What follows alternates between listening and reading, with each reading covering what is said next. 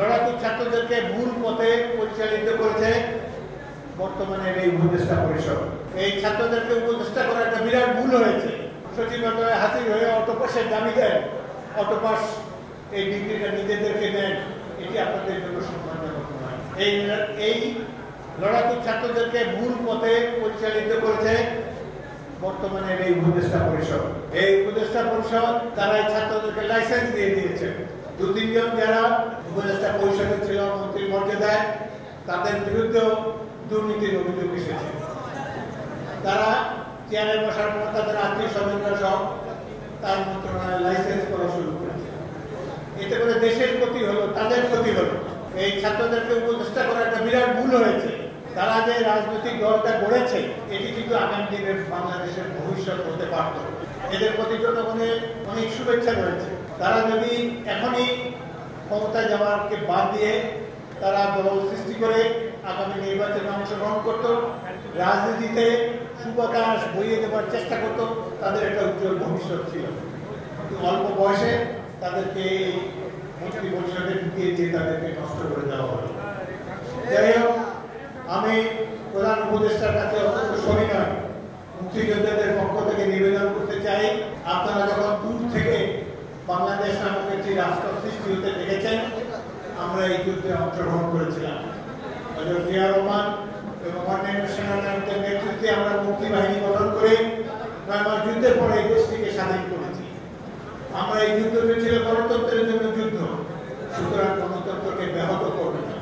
আমরা মুক্তিযোদ্ধারা যখন বলবো অবিলম্বে নির্বাচন হওয়া প্রয়োজন, তখন এটার জন্য আপনারা আর্থিক সার্টিফিকেটের প্রয়োজন হবে। এই দেশ আমরা গড়েছি, আমরা সৃষ্টি করেছি। এই দেশ যতদিন থাকবে, যে বয়সী আমাদের হোক না কেন, আমরা এবং মুক্তিযুদ্ধের প্রজন্ম স্বাধীনতার সার্বভৌমত্ব অক্ষুণ্ণ আমরা জানবো।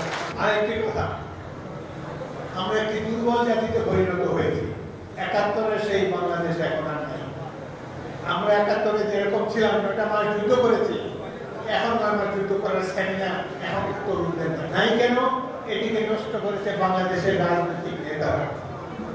তারা এদেরকে চুরি চামারি শিখিয়েছে, রাজনৈতিক বক্তব্যে কেবলমাত্র নেতার বন্দনা করতে শিখিয়েছে, এবং তারা কিভাবে অর্থ সম্পদ সৃষ্টি করতে হয় রাষ্ট্র ক্ষমতায় গিয়ে, এটি তারা তরুণদের মধ্যে এই বীজ বপন করে দিয়েছে। যে কারণে রাজনৈতিক দলেরও দুর্বৃত্তায়ন হয়েছে। রাজনৈতিক দলগুলো এখন আর জনগণের কাছে শ্রদ্ধার পাত্র নয়। এখন যদি সত্যি সত্যি পরাশক্তির ষড়যন্ত্রের ফলে বাংলাদেশকে যদি একটি যুদ্ধে লিপ্ত হতে হয় করিডোরের নামে, তাহলে স্বাধীনতা সার্বভৌমত্ব কারা রক্ষা করবে? সেই জন্য আমি মনে করি মুক্তিযোদ্ধারা, আমরা যারা জীবিত আছি, আপনারা যারা জীবিত আছেন, আমরা মুক্তিযুদ্ধের প্রজন্মকে নিয়ে আমরা প্রচার প্রচারণার মাধ্যমে বাংলাদেশের তরুণ সমাজকে একটি যোদ্ধার জাতিতে গড়ে তুলতে হবে। আমরা তাদেরকে সামরিক ট্রেনিং দেব। দুর্বল জাতির কোন স্থান হবে না বাংলাদেশের ভবিষ্যতের রাষ্ট্র ব্যবস্থায়। পাশেই রয়েছে ভারত, যারা কখনো আমাদের মঙ্গল চায় না। এই আধিপত্যবাদের বিরুদ্ধে আছেন, আপনারা নিজেদেরকে দুর্বল ভাববেন না। দেশের সাধারণ মানুষ আপনাদেরকে সম্মান করে। আপনাদের সেই বীরত্বটা আগামী দিনে আরো প্রকাশিত হবে। যখন এই দেশে হাসিনা মার্কা সরকার আসে, এরশাদ মার্কা সরকার আসে, নানান ধরনের ষড়যন্ত্রের মাধ্যমে যারা রাষ্ট্রযন্ত্রে শীর্ষে অবস্থান করে, তারা কোনোদিন দেশের জনগণের কল্যাণ করবে না। জনগণের কল্যাণ বাংলাদেশের এই তরুণ সমাজকে, ছাত্র সমাজকে, সৈনিকদেরকেই করতে হবে।